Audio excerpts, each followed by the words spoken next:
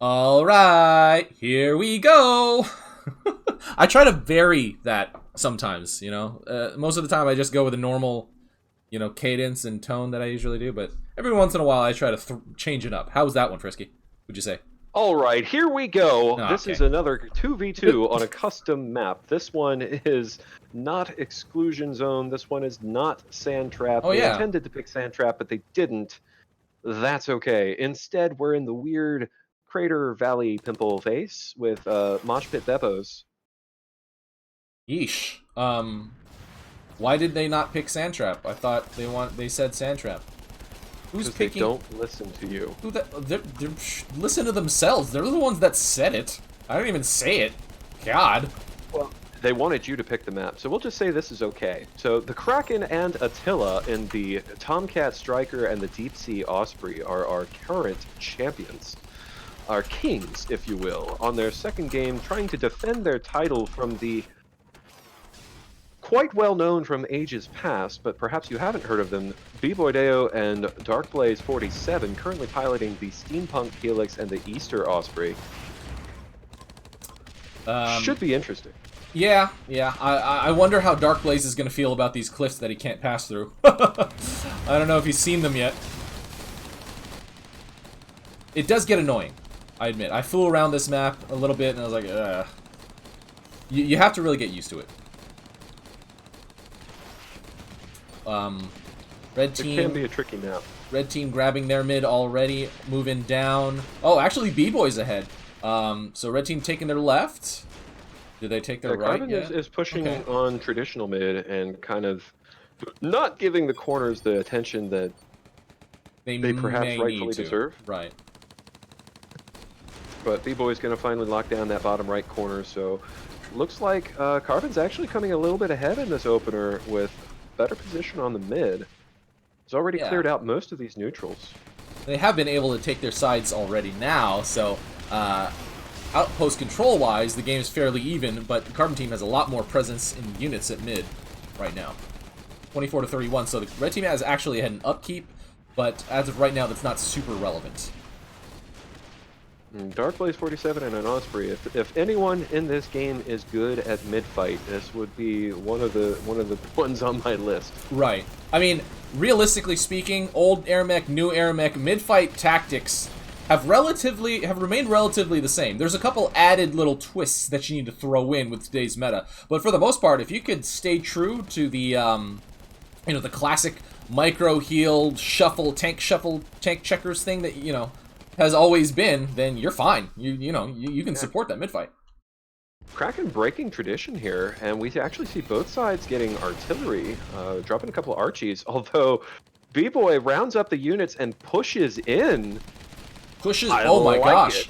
With lots of zippers. Oh, but not 100%. Push those artillery right out. Pausing right when they get to the other side of the outpost. Needs to reconvene these units a little bit further back. Needs to stay clear of these heavy mines, because there are lots of heavy mines right underneath them. Red team has been able to neutralize the right pushes side. Red right out. Flushes him down. I'm a little surprised. Okay, Kraken grabbing a couple creeps. And gonna get another one over here. Gonna try to go for the right side that they neutralized, which is still neutral, thanks to two tanks that have been largely ignored. Their units do get in first, and let's see if we can secure it. But Carbon with mid, and boy, do they have mid. It's very, very strong here. No artillery up for the Carbon team. Will they choose to respond to the right side outpost capture or not? Well, I don't know if they're experiencing the same minimap glitch, but they are not. Notice. No, they're not. They're not. It's very, very irritating. And actually, some games that I cast on Exclusion Zone before did not have messed up minimaps, so I'm not sure what the hell causes this stupid bug. Anyway, you're probably not alone. Anyway, yeah, red team has a kind of holding the line. B-Boy going back and giving this right out a little bit of attention now. Doesn't look like Kraken's going to push the issue, though. You would think that Red would set up a fort push and go for it, given that they're on the back foot at mid. But instead, going left, Atyla dropping brutes on this undefended Carbon outpost on the left-hand corner.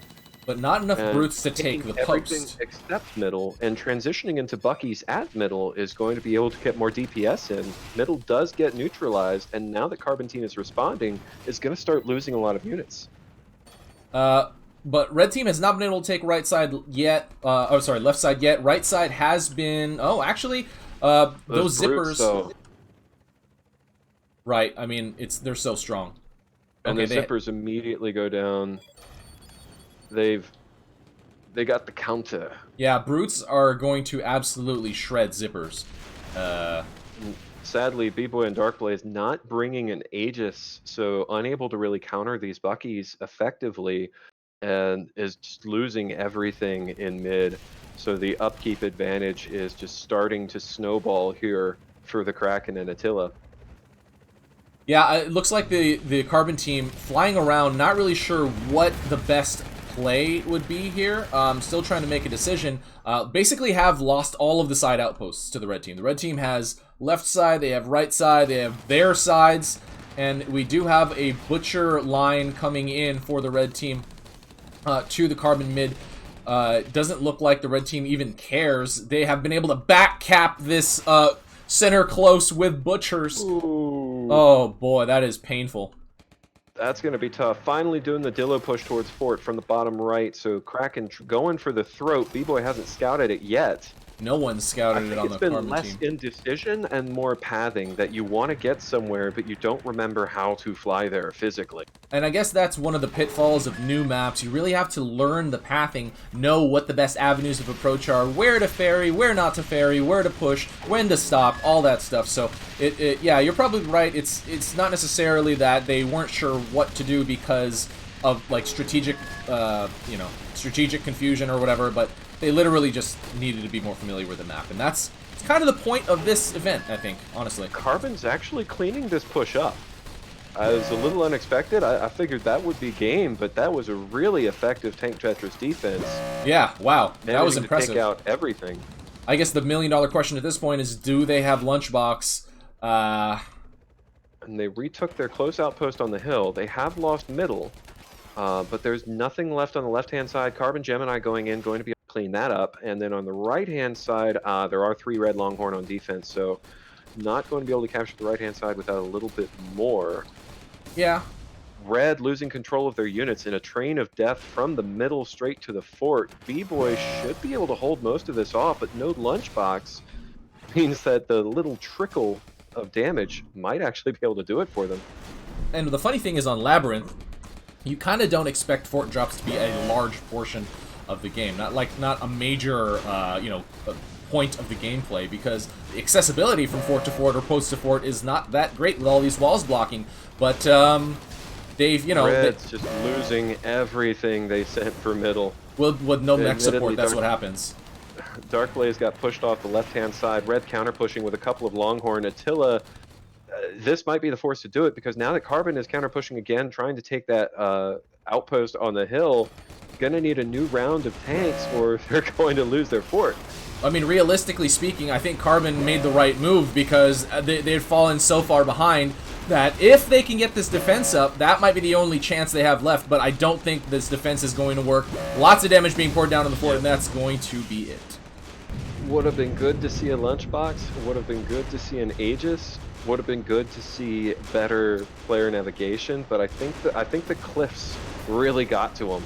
I mean, honestly, and really kept them from navigating around. The Lunchbox would have really prevented them, I think. I mean, if they had a Lunchbox, this game would still be going right now, I think.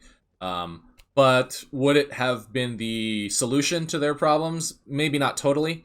I'm really curious to see how they could have survived given the Lunchbox. And when you see a Lunchbox, especially on the red team, you tend to make different choices. So maybe they would not have gone with an all-in push or whatever with if they saw a Lunchbox there. So those little things have kind of a big impact on the game. All right, guys, let's see who is next in queue.